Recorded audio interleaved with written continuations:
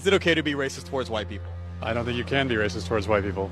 What do you mean by that? Racism was invented by white people. Like, let's say they made a law today that like white people aren't allowed in restaurants. Do you think then racism could exist? I think that would be called a prejudice. I don't think that'd be racism. Really? Yeah. What is racism? Racism is a made-up social structure that exploits people based on their race. So based on that definition, if you outlaw certain races from doing something, wouldn't that be racism then? You can't take it out of historical context. So historically, there's been one race that has more power in the system. If white people were a minority and they had a history of being exploited, and globally it seems like there's a lot of white privilege and whiteness controlling races. White people have been obsessed with the concept of racial hierarchy since the invention of race because it made people with pale skin superior. But now, when the tables have turned and it's not quite as popular to be white as it once was, even though all the seats of power are still mostly maintained by white folks, now it's annoying or divisive to talk about race. Let's be really fucking clear. If you're bothered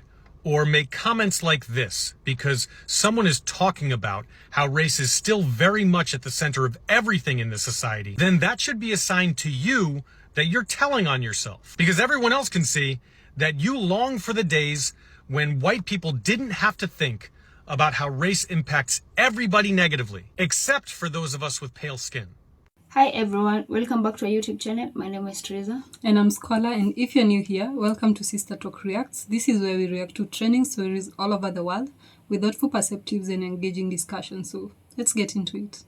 So today we are diving into a real conversation that gets people talking, sometimes arguing, and sometimes plain confused. And we are going to talk about how white people view racism, but in a different angle. Many people are saying that they are tired of being blamed for history, and others are even trying to understand what privilege really means and how honest are those views. So before we go deeper into this topic, let's first of all see how people reacted on this topic. Then we'll come back with our full commentary at the end of the video. Stay tuned. Now, we often hear about reverse racism now. There's no such thing as reverse racism. There's no such thing as reverse racism. You can only be a racist if you have the power to institutionalize what you're doing to people who are different from you. What we're calling reverse racism is natural reaction to being treated unfairly on the basis of somebody else's ignorance. Now, don't ever let anybody say to you or about anyone around you that people don't like that person because of the color of their skin.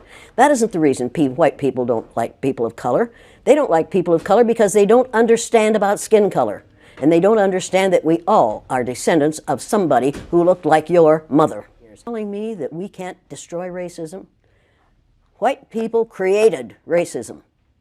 Anything you create, you can destroy. God created human beings, the human race, and they started out black women. White people created racism. Human beings created racism. It's time to get over it.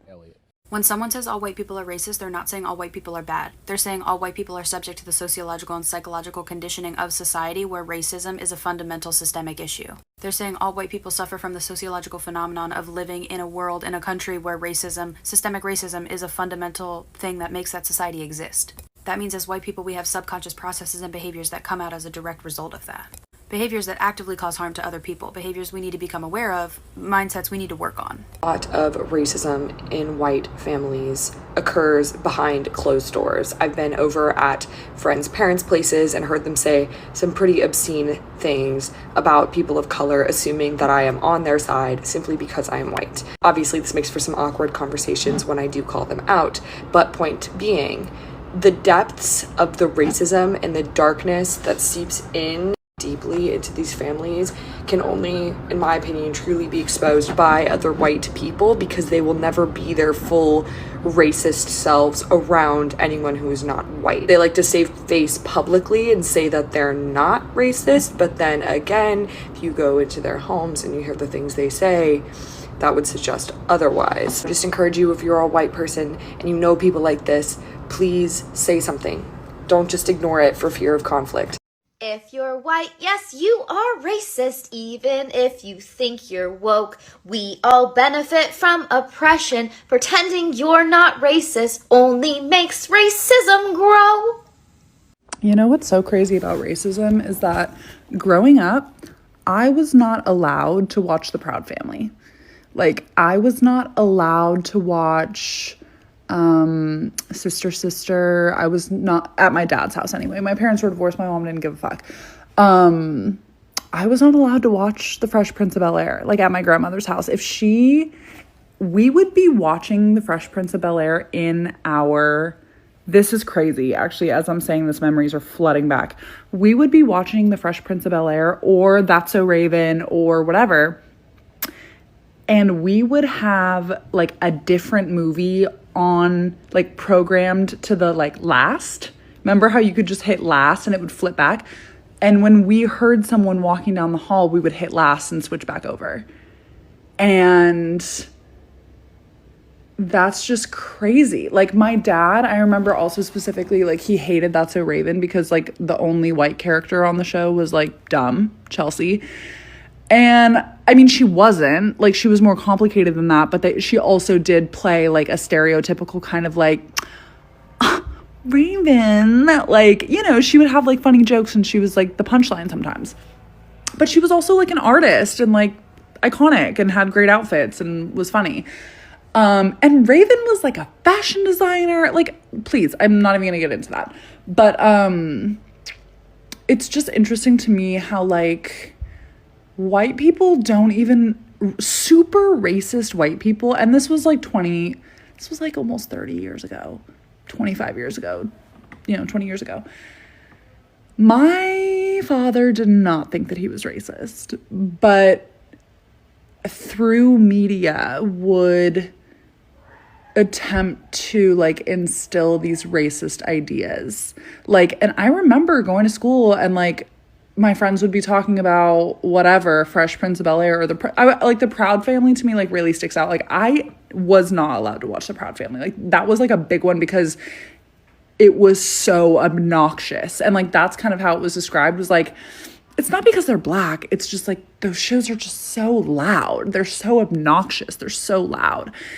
And I remember being at a friend's house and being like, I'm not allowed to watch that show. Or, like, feeling like I was doing something wrong by watching it. And eventually I got, like, over it and decided that I liked things, even though people told me that, like, I couldn't like them, because, like, there was nothing wrong with it. And I remember when I turned 10 or 11, Dreamgirls was in theaters, and my dad asked me what I wanted to do for my birthday, and I told him I wanted to go to the movies and I wanted to see Dreamgirls, and I made my dad sit next to me in the theater and watch Dreamgirls. And I also remember, like, physically experiencing his discomfort. Like, he was sitting next to me uncomfortable, unhappy. I mean, it's a musical, so, like, I get that maybe... No. This is a black movie. He hated that shit. And I made him sit through it and watch it. And for that, I must applaud my younger self, because if anything, I was just trying to turn him into, like, a stan. A B stan. And I don't think it worked, but I tried. White people, let's talk about it. Let's talk about our violence. White violence. No more deflecting, no more blaming everything on everybody else. Let's confront ourselves. White people in America, our history is so extremely violent. And instead of confronting that, we continue to blame other people for the issues and the problems in this country, instead of just taking ownership of our part to play in everything, which is a huge part. Can we stop scapegoating other groups of people, please, and just look at ourselves? White people, it's time to talk about it. Like, it's long past time. Getting rid of other groups of people in this country is not going to make this country better. It's not going to make your life better. It's not going to make you better. I think white people are so scared to talk about race and to talk about white violence and white supremacy because they don't want to connect themselves to it. We don't want to feel like we're a part of the problem. But unless you're acknowledging the reality of how the US, this country, runs, you are a part of the problem. I truly believe in my heart, in my soul, that if you're born a white person in this country or on this planet, but I'll just speak about this country, Part of that journey is to dismantle systems that have been built to oppress other people. The hard work of life is to confront yourself. How do I benefit from the way that things are? And how does my benefiting from those things harm other people? And instead of walking around with, 1,000-pound bag of shame on your back, consider it your responsibility to do that work.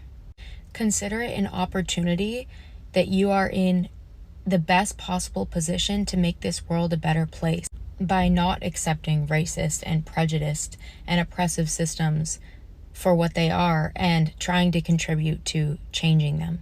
Use the privilege that you have for good. I don't think that anybody can ever really love themselves without being honest about themselves, without being honest with themselves. And that work is painful and hard, but it's so worth it. White people, you don't have to consciously think that you're better than other people in order to contribute to harm against them. All it takes to contribute to harm is to stay silent and disengaged. White people, can we finally get this shit right? Can we finally take accountability? Can we finally look ourselves in the mirror and decide that this isn't good enough? We're not doing a good enough job. You aren't losing because somebody else is safe and cared for. You aren't losing because somebody different than you exists. White people, let's talk about it. Let's start having these conversations with ourselves and with each other. It's time. Most white people don't see racism. I know that it seems unbelievable because the signs are there if you look for them, but we don't see racism because we're spoiled.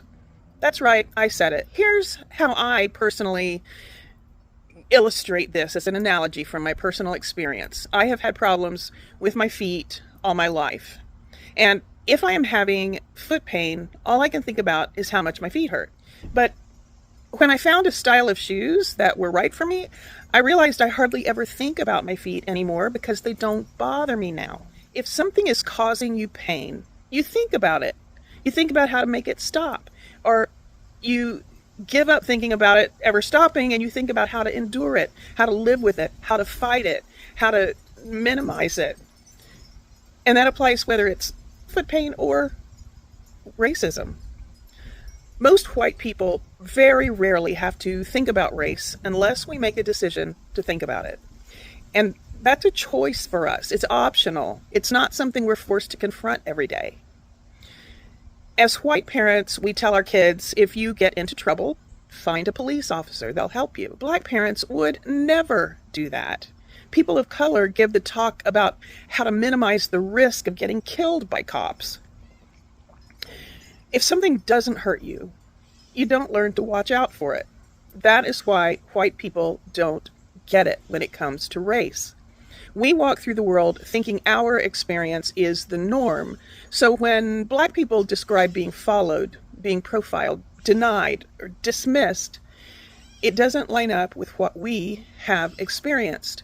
So we assume that black people are exaggerating, or too often we assume that it means that it's just not really happening.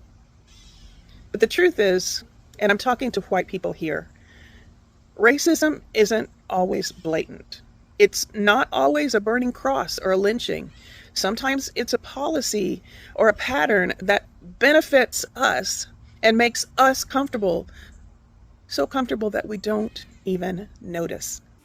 When it comes to this conversation about racism, the conversation mainly measures and focuses of people of color and what they experience, what they go through. And lately, white people have been talking and speaking up to it, sometimes in ways that surprise everyone. Some are saying, I have never experienced racism, so I can't really understand what is it. Others say, I don't think I'm racist. I feel I'm being blamed for something that I even don't know either have ever done it. Yeah. It all starts with the history and the culture. And we think all this is a mix of confusion, guilt, frustration, curiosity, and genuine desire to get all this right. And honestly, this is where it gets all interesting because people are not all in the same place when it comes to race, and that's okay. And we understand that because as long as we're talking about it, it creates exposure and awareness to everyone. Here is what we have noticed. A lot of white people don't like the word privilege. They hear it and think it means they had an easy life. But that is not what it means. Privilege doesn't really mean your life has been perfect. It means your skin color wasn't one of your problems. And when you can still struggle, you can work hard, but race didn't make life harder for you. Others genuinely get it and they say, yeah, I didn't cause racism, but I see how I benefit from a system that sometimes favors me.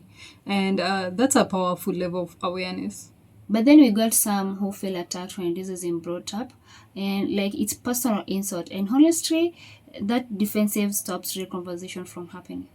So we end up in a weird space where everyone wants change, but no one wants to be blamed. We would really want to hear your thoughts on this. Tell us, do you think some people are afraid to talk about racism and because they might say the wrong thing? Or if you are white, how do you see racism? And do you think privilege is real? You know, at the end of the day, understanding racism isn't about guilt. It's about awareness. Yeah. And you know, you don't have to apologize for being born who you are. Yeah. But you can choose to be part of the solution. And the more we talk, the more we learn. And the less scary these conversations get. Yeah. So whether you are white, black, brown, or anything in between, let's keep the conversation going. Finally, credit goes to all the respective owners of the clip and content used in our videos. Your thoughts and perspective made today's work possible.